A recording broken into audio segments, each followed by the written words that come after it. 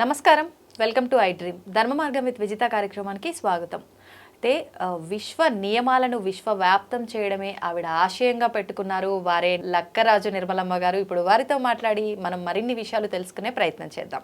అమ్మ నమస్తే. నమస్తే అమ్మ, అక్షయ తృతీయ. అక్షయ తృతీయ అనగానే ఆడవాళ్ళందరం కూడా బంగారం కొనుక్కోవాలని చెప్పి తెగ ఉత్సాహంగా ఉంటాం. నిజంగా ఆ రోజున బంగారం కొనాలా? అసలు చేయవలసిన విధి విధానాలు ఏంటో తెలియజేయండి అమ్మా. అక్షయ అంటే క్షయం కాకుండా ఉండేది, అంటే కరిగిపోనిది, అంటే మిగులుగా ఉండేదాన్ని అక్షయ అంటారు. అక్షయంగా ఉండే కాలం అనుక్షణం భ్రమణంలో క్షయమైపోతుందని ఒక కవిత రాశాను ఒకసారి. అనుక్షణం భ్రమణంలో క్షణం అనుభవం కోసం నిరీక్షించే జీవితం విచిత్రం అని. ప్రతిదీ క్షణమే అనుభవించేది. మనం అనుభవించేది పాస్ అయ్యావు, ఒక క్షణమే ఆనందం. ఇల్లు కట్టుకున్నావు, ఒక క్షణమే ఆనందం.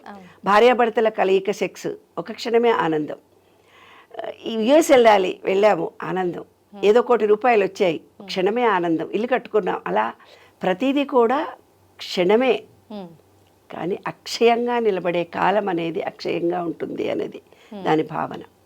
అక్షయము అని అంటే అక్షయ తృతీయ అంటే విశ్వ నియమాలను అనుసరించి మన శరీరంలో పంచభూతాలు ఉన్నాయి, ఈ విశ్వంలో పంచభూతాలు ఉన్నాయి.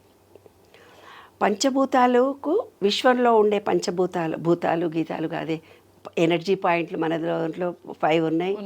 వాటరు, భూమి, నీరు, గాలి. బయట కూడా వాటరు, భూమి, ఆకాశము, స్కై, గాలి, ఎయిర్, అవన్నీ బయట 5 లోపల 5 ఉన్నాయి. ఇవి మిక్స్ కావాలి. అవి కలవడమే జీవితం అన్నమాట. అయితే మీరేం చేస్తారు? ఆదిత్యాయ చ సోమాయ మంగళాయ బుధాయ చ గురు శుక్ర శనిభ్యస్త రాఘవే కేతవే నమః అంటారు. అవును. ఆదిత్య అంటే ఏంటి? మన సహస్రార చక్రం. సోమ సండే అంటే మన సహస్రార చక్రం. మండే అంటే మన ఆజ్ఞా చక్రం. ట్యూస్డే అంటే మన విశుద్ధి చక్రం. వెడ్నెస్డే అంటే మన హార్ట్ చక్ర, బుధుడు. గురువు అంటే మన మణిపూరక చక్రం, దాన్ని ఏమన్నారు? గురువారము అన్నారు. శుక్రవారం అంటే మన యూట్రస్, నీళ్ళు ఉండే పార్ట్. మగవాళ్ళకంతే ఆడవాళ్ళకంతే స్వాధిష్టాన చక్రం. అదని చక్రాలని పేరు పెట్టారు కానీ మన వాటర్ ఎనర్జీ పాయింట్. తర్వాత మూలాధారం అనేది భూమి point. Sunday, Monday, Tuesday, Wednesday, Thursday, Friday and Saturday మూలాధారం. మరి ఆదిత్యాయ చ సోమాయ మంగళాయ బుధాయ చ గురు శుక్ర శనిభ్యస్త రాఘవే కేతువే. రాహువు కేతువు ఎక్కడున్నాడు? రాహువు అంటే మన తలకాయ కంప్యూటరు, కేతు అంటే మన కాళ్ళు. కేతు దశ వచ్చిందంటే తిరుగుతా పోతుంటారు. వీడంటే కేతు దశలో పుట్టినవాడు ఎక్కడెక్కడో జర్నీలు చేస్తూ ఉద్యోగాలు చేస్తాడు. రాహు అంటే కంప్యూటరు, అంటే వాడికి బ్రెయిన్ మాత్రమే ఉంటుంది, పార్ట్లు ఏవి ఉండవు. అదే మన కంప్యూటర్. ఇవాళ రాఘవే కేతువే నమః అన్నారు. అయితే ఈ విశ్వం మొత్తము ఒక ఎనర్జీ తిరుగుతూ, అంటే రాహు దోషము, గురు దోషము, శని దోషము, ఆ దోషము, ఈ దోషము వచ్చిందంటారు కదా. ఏ దోషాలు ఎక్కడుండవు, అన్ని మనలోనే మనం చేసుకోవాలి, ప్యూరిఫై. అందుకే నేను ఇంత గొప్పగా చెప్తున్నాను. ఆ అక్షయ తృతీయకి ఈ మనలో ఉండే పంచభూతాలకి, ఈ విశ్వంలో ఉండే పంచభూతాలకి మనం ఆదిత్యాయ చ సోమాయ అని మూడిటికి కనెక్షన్ చెప్పేశాను. ఇప్పుడు నీకు అర్థమైంది. విశ్వంలో 5 వాటరు, ఎనర్జీ, అవి 5 పాయింట్లు. మనలో కూడా వాటర్ ఎనర్జీ పాయింట్. భూతాలు అన్నాను, భూతాలు ఉండవు, పిశాచాలు ఉండవు, ఎనర్జీ పాయింట్స్ అంతే. మనలో కూడా 5 ఉన్నాయి ఎలిమెంట్స్, బయట కూడా 5 ఎలిమెంట్స్ ఉన్నాయి. నవగ్రహాలు అంటే నేను చెప్పాను, ఆదిత్యాయ సోమ మంగళ అంటే మన శరీరంలో ఉండే పార్టులు అన్నిటికీ లింక్ కలిగించడం. శని దోషం పట్టింది, రాహు దోషం పట్టింది అని అంటే మన పార్టుల్లో శరీరాన్ని క్లీన్ చేసుకోవడం. బుధ దశ అంటే ఏంటి? బుధ అంటే ఏమిటి? గ్రీనరీ, మన హార్ట్. బుధవారము గ్రీన్ శారీ కట్టుకుంటాం, అంటే గ్రీనరీ చూస్తాం. ఈ విశ్వంలో ఎనర్జీ మారుతూ పోతుంటుంది. అక్షయ తృతీయ రోజున మన పూర్వీకులు ఎంతో జ్ఞానవంతులు, తెలివివంతులు. మన ఆధ్యాత్మిక అనేది చాలా గొప్ప విషయం.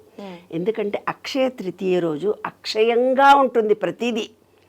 అంటే నీవు నీ బాడీలో ఏ దోషమున్నా ఆ రోజు అన్నీ ప్యూర్ చేసుకోవచ్చు, అన్నిటినీ నీవు వెరిఫై చేసుకోవచ్చు. నీ బాడీలో ఉండే ఈ పంచభూత తత్వంలో నీలో స్థిరత్వం లేదు అని అనుకో, మట్టిలో కాళ్ళు పెట్టేసుకొని లం అనే బీజాక్షరాన్ని జపించినట్టయితే మూలాధార స్థిరత్వం ఏర్పడుతుంది. లం తర్వాత వం అనే బీజాక్షరాన్ని జపించి నీళ్లలో ఉంటే కనుక మనకు స్వాధిష్టాన చక్రంతో కాన్సన్ట్రేషన్ చేసుకుంటే రిలేషన్షిప్స్ పెరుగుతాయి, పిల్లలు పుడతారు. తర్వాత అందరితో అనుబంధము, సెక్స్ పరమైన కోరికలు మంచిగా ఉంటాయి. శుక్రుడు ఉంటే మంచి మంచి చీరలు కట్టుకొని తిరుగుతూ ఉండి రోజు ఒక ఫోటోలు దిగుతారు, వీడియోలో ఉంటారు. అలా శుక్ర మహర్దశ బాగా ఉన్న రోజు, అది కొంచెం వీక్గా ఉన్నవాళ్ళు. లేదు మణిపూరక చక్రం అంటే ఆరోగ్యం బాగా లేని వాళ్ళు ఆ రోజు. తర్వాత ఇది యం బీజాక్షరం, ఇది శబ్దశక్తి. నాకు మాటలో కమ్యూనికేషన్ లేదు, మాట్లాడితే నాకు మాట విలువ పెట్టడం లేదు. ఆ విశ్వంలో ఉండే బ్లూ కలర్ను చేస్తూ ఎం అనే బీజాక్షరాన్ని జపించినప్పుడు మాటకు విలువ గౌరవం పెడుతుంది. ఇదమ్మా అక్షయ తృతీయ అంటే. ఆజ్ఞా చక్రం అంటే ఇది, అంటే స్థిరత్వం లేకపోవడము, మనిషి మీద నమ్మకం లేకపోవడం. ఓం అనే బీజాక్షరాన్ని విశ్వంలో ఉండి ఓం అని 108 టైమ్స్ మీకు ఏ దేవుడు ఇష్టమైతే ఆ దేవుడు ముందుండి ఓ చూడు నేను ఎలా అంటాను అలా అనాలి.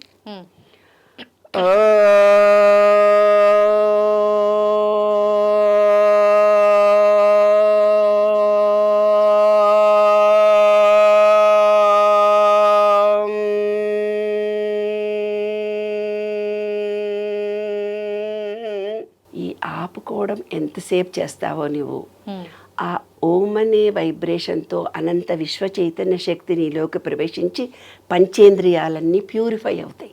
మాటలు రాని వాళ్లకు మాటలు వస్తాయి, బాడీలో మన చక్రాలన్నీ యాక్టివేట్ అవుతాయి, చూపులో మార్పు కలుగుతుంది, మాటలో మార్పు కలుగుతుంది, వాసనలో నోస్లో సైనసెస్ లాంటివి ఉంటే పోతాయి, ఇయర్ ప్రాబ్లమ్స్ పోతాయి. ఓంకారాన్ని జపిస్తే అన్ని విశ్వంలో ఉండే ఓంకారము మనలో ఉండే ఓంకారము ఏకత్వం ఉంటాయి. 5 ఎలిమెంట్స్ బయట ఉన్నాయి, 5 ఎలిమెంట్స్ మనలో ఉన్నాయి, అన్నీ ఏకత్వం పొంది ఎనర్జీ వస్తుంది. మీ సెల్ ఫోన్లో డిశ్చార్జ్ అయిపోయినప్పుడు సెల్ ఫోన్ ఛార్జింగ్ పెట్టుకున్నట్టుగా ఈరోజు చాలా మంచి రోజు కాబట్టి ఈరోజు అక్షయ తృతీయ నాడు ఓంకారాన్ని 108 జపించండి. మీకు కావాల్సినవి కోరుకోండి, మీ బాడీలో అన్ని కావాల్సిన పార్ట్లన్నీ యాక్టివ్ అవుతాయి. కానీ అమ్మ బంగారం కొనడం ఇదంతా అంటుంటారు కదా, మరి అదంతా బంగారం అనేది ఎనర్జీ. ఏమ్మా మీ బాడీనే మీకు సరిగ్గా లేదు ఆరోగ్యం, మీ మనసే సరిగ్గా లేదు, ఎవడో ఇబ్బంది పెడుతున్నాడు. ఇవి ముఖ్యమా అవి ముఖ్యమా? డబ్బు కూడా మనకు కావాలి, కానీ ఆడవాళ్ళకి లేదు. నాకు చాలా ఇష్టం, నాకు కూడా ఇష్టం. అమ్మో డబ్బు అంటే కూడా నాకు చాలా ఇష్టం. శరీరం అనేది మొదలు, తర్వాత డబ్బు ఎనర్జీ. ఆ ఎనర్జీ లెవెల్ నీకు ఉండాలంటే నీ బాడీలో ఎనర్జీ ఉంటేనే ఆకర్షిస్తుంది, లేకపోతే డబ్బును ఆకర్షించలేవు. డబ్బు కంటే బంగారం ఇంకా గొప్పది. ఈ శరీరము డబ్బు నీ దగ్గర ఉంటే తప్ప బంగారాన్ని ఆకర్షించే ఎనర్జీ లెవెల్ నీకు పెరగదు. కాబట్టి ఈ అనంత విశ్వ చైతన్యంలో ఎనర్జీ మారుతూ పోతుంటుంది. నీలో ఎంత పాజిటివ్ ఎనర్జీ ఉంటే అంత బంగారాన్ని నువ్వు కొనుక్కోగలవు. నీ పాజిటివ్ ఎనర్జీ ఎంత ఉంటే అంత డబ్బుని నువ్వు ఆకర్షించగలవు. డబ్బుని నువ్వు ఎంత ఆకర్షించగలిగే పాజిటివ్ ఎనర్జీ నీ బాడీలో ఉండే ఎనర్జీ లెవెల్స్ పెరిగినాయనుకోండి, నీకు కావాల్సినంత బంగారం నీకు వచ్చేస్తుంది, అక్షయంగా వచ్చేస్తుంది. అదే అక్షయ తృతీయ రహస్యం. ఆ రోజు దాన ధర్మాలు చేయమంటారు. ఎందుకు? మనం పెట్టి పుట్టాలి అంటారు. అంటే ఏదైనా మనం ఇస్తేనే మనకు వస్తుంది. ఈ విశ్వం ఎదురు చూస్తూ పోతుంది నువ్వేమిస్తావని.